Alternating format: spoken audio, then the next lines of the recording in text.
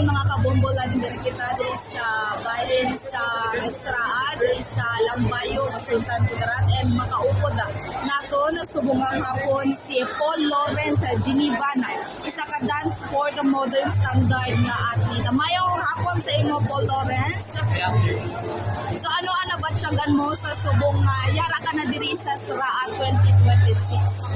Yeah, of course. Kay, siyempre, nang makahampang na ganyan kid, just makagip naman ginawa ng hapon nga na-training.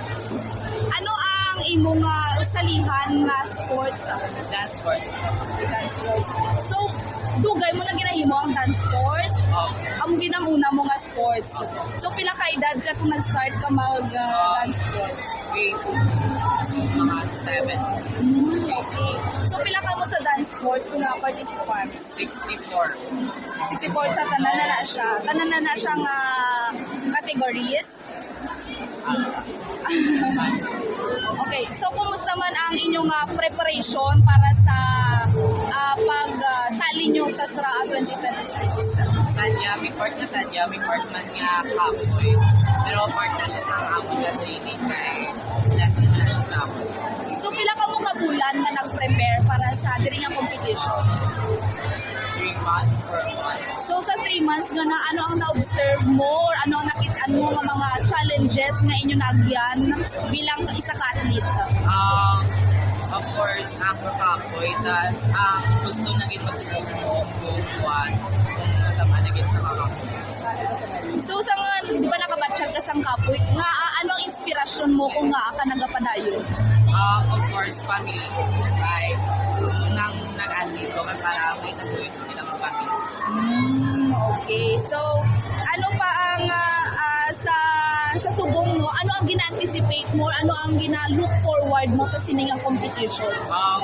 Sadya na challenging. Challenging it. Okay.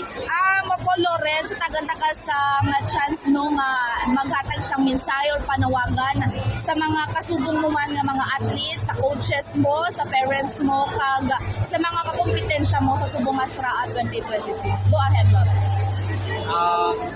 So sa mga athletes na mag-compete subong, do your best and have fun. Dula ang full ba kay tao lang man ano lang sa compete. Sa imo nga family nga bilang inspirasyon mo man, no? My family, always remember nga safe to the resultas sa Diyak. Kag sa imo nga mga coaches, last na sa imo mga coaches. Sa coaches ko, thank you kay pagit for hindi kagabay, kag-support, tas pinaka-comfort kami kung gusto lang. With that, madamong salamat po, Lawrence, kag mayong hapon sa iyo.